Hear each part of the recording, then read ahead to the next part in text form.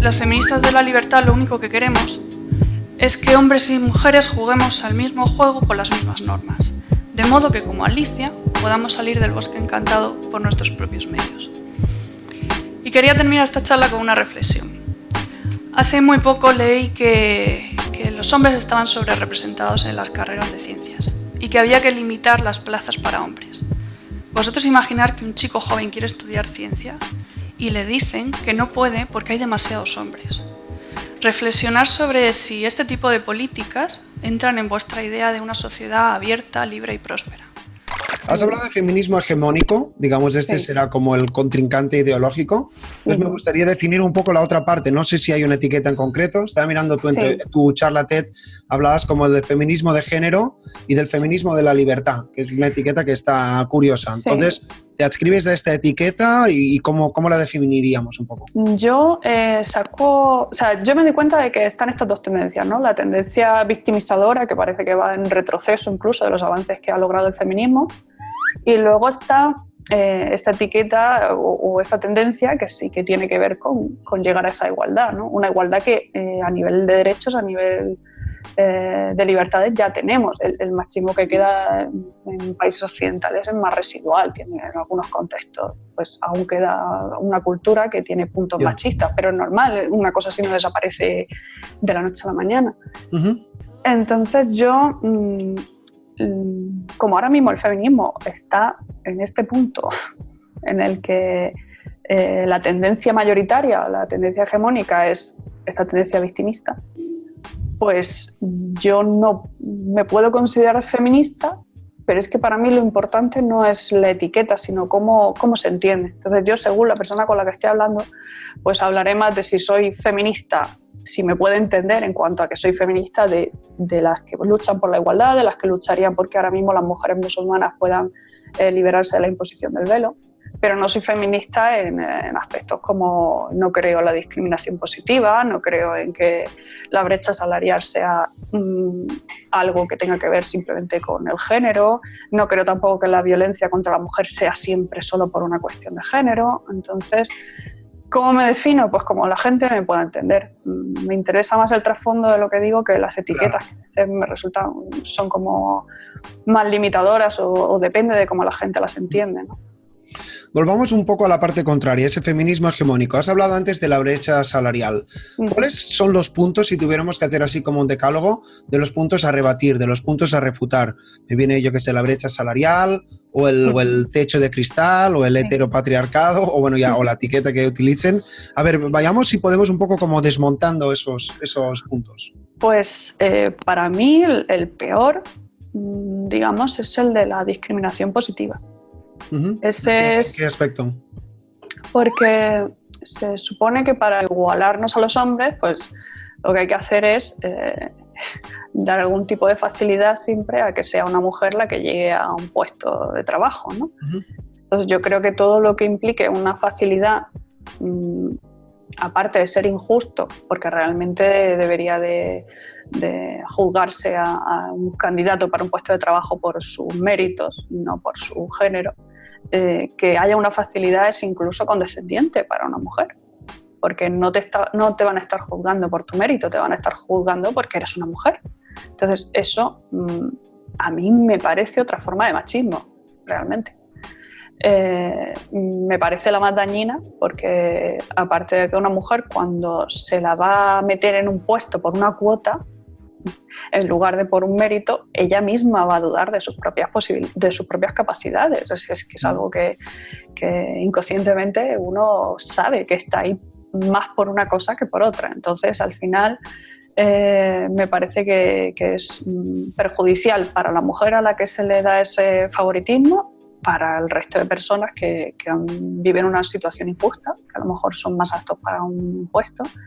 Y aparte para la mentalidad de la gente que termina pensando que las mujeres necesitamos algún tipo de extra para llegar a algo.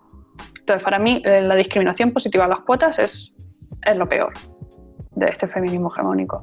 Luego, el tema de la brecha salarial o de la brecha de género, no se tienen en cuenta realmente todas las variables. Que hay muchos puestos que las mujeres solemos tener más tendencia a ellos, como carreras que tienen que ver con la educación o la sanidad, y a lo mejor trabajamos menos horas porque preferimos tener familia o cuidar de nuestros hijos, en fin, hay muchísimas variables. Entonces, que solamente se vea los sueldos de los hombres comparados con los de las mujeres, así en general, me parece también que es desinformar y realmente no es entender por qué razones pasa lo que pasa. Si se dice todo en machismo, realmente no podemos tener un análisis real de lo que está sucediendo y las mujeres tampoco pueden conocerse a ellas mismas y saber por qué pasa lo que pasa, ¿no? Uh-huh. ¿Qué más? El techo de cristal. Bueno, el techo de cristal, realmente, si una mujer quiere llegar a un puesto, tiene las puertas abiertas, un puesto alto. Habría que saber por qué hay menos mujeres. ¿Pueden haber motivos machistas? Yo creo que la menor de las situaciones. Puede ser por motivos de que prefieren dedicarse a trabajos que tampoco sean algo que les lleve tantísimo tiempo, pues también puede ser. Entonces creo que hay muchos motivos, que no se puede decir que todo es por machismo. ¿Y qué más habría? Pues la brecha salarial. Bueno, la violencia de género es pensar que cualquier tipo de violencia que ejerza un hombre contra una mujer va a ser por motivos machistas, que digan, nos violan por ser mujeres o nos matan por ser mujeres. No, el machismo es uno de los factores que puede intervenir a la hora de que haya una violación o puede haber un asesinato o un maltrato, pero no interviene siempre y no es el único factor que interviene. Entonces, si no se pueden investigar el resto de factores que intervienen, no vamos a poder parar un problema como la violencia hacia la mujer. Es más, en parejas lesbianas también hay violencia. Uh-huh. Y las mujeres que son víctimas de parejas lesbianas, de maltrato de parejas lesbianas, tienen menos ayudas. Entonces, esto no puede ser. Un poco, siguiendo con este último punto que has tratado, parece que más allá de estos puntos que hemos ido desmontando, digamos, tal y como entiendo yo, que entiende el mundo el feminismo hegemónico, es que hay como una gran conspiración que es el patriarcado o el heteropatriarcado, incluso también algunos que dicen que es por el capitalismo y demás. Sí. Entonces intentamos entender eso. ¿Cuál es su visión? Parece que hay como una mano, obviamente orquestada por el hombre, que controla y subyuga a las mujeres, ¿no? O parece que lo ven así. Sí, así lo ven. O sea, es que el patriarcado, por ejemplo, también, esto es como lo del feminismo, ¿no? Depende qué entiendas por patriarcado. Yeah. Si entiendes por patriarcado un grupo de hombres conspirando para oprimir a las mujeres, eso no existe en Occidente. Pero si entiendes por patriarcado que la mayoría de puestos de poder y de gente que realmente tiene pues, más dinero, sí, más poder en general, suelen ser hombres, pues sí, pero eso no significa que una mujer no pueda llegar a esos puestos, ¿no? Uh-huh. Entonces, para estas feministas es como si hubiese una especie de conjura entre los hombres para oprimir a las mujeres, ¿no? Y para mantenernos oprimidas y sometidas. Entonces, a mí esto me parece un poco paranoia, ¿no? Uh-huh. Al final piensan que sí, que es una especie de conspiración, una conspiración ahí en la sombra de... Pero es que vamos, si así fuera, las mujeres no podríamos hacer todo lo que hacemos. Parece que sin coacción y en libertad, entre comillas, hombres y mujeres elegimos cosas diferentes y tenemos diferentes incentivos, alicientes en la vida. ¿Qué pasa con este tema? ¿Por qué parece que las feministas no quieren entender esto? Supongo que hablaríais de la paradoja de la igualdad, ¿no? Exacto. Sí, como en países más libres para las mujeres suelen optar por carreras y puestos de trabajo que tienen más que ver con las preferencias generales de las mujeres, ¿no?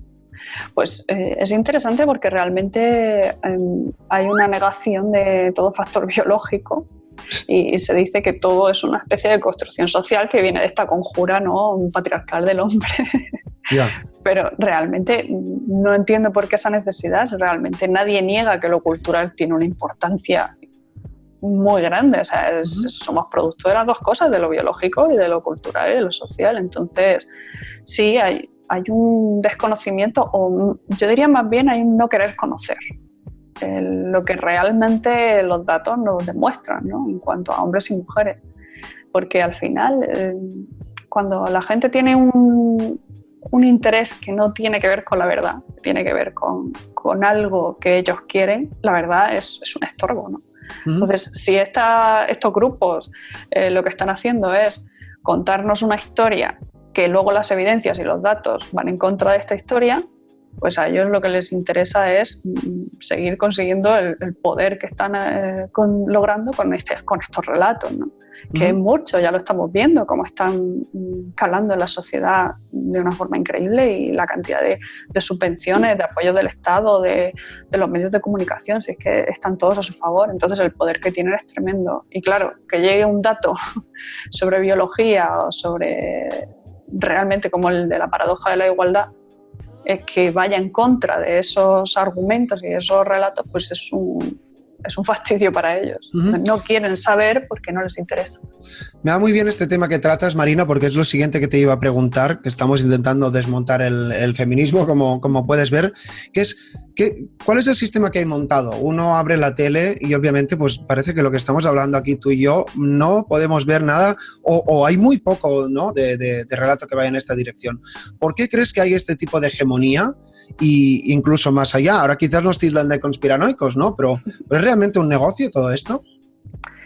Sí, a ver, yo pienso que hay tipos de negocios, ¿no? Hay negocios en los que uno tiene que invertir, arriesgarse y asumir costes, y luego hay negocios en los que uno puede explotar un sentimiento tan común como la culpa y el victimismo y conseguir dinero simplemente de eso. Entonces, ese es el negocio más fácil, un negocio que no cuesta nada, ¿no? Y están ganando mucho dinero con eso. Entonces, ¿por qué?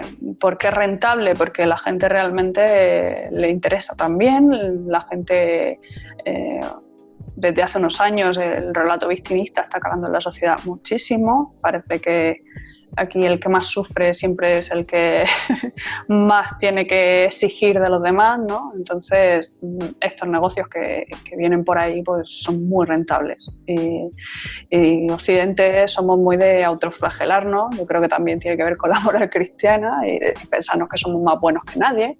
Somos muy condescendientes con el resto de culturas, ¿no? Y nos creemos que somos los buenos que tienen que salvar a todo el mundo, y dentro de nuestra propia cultura pues igual. Ahora incluso hace poco salió un artículo en el que hablaban de que la gente pija ahora exhibía como productos de lujo ideas progresistas, ¿no? En plan, ahora, claro, salvamos el Amazonas, las mujeres, tal cual. Entonces es un narcisismo puro y es un negocio que vende mucho. No hay nada peor que un pijo progre. Es que es tremendo. Mi humilde opinión.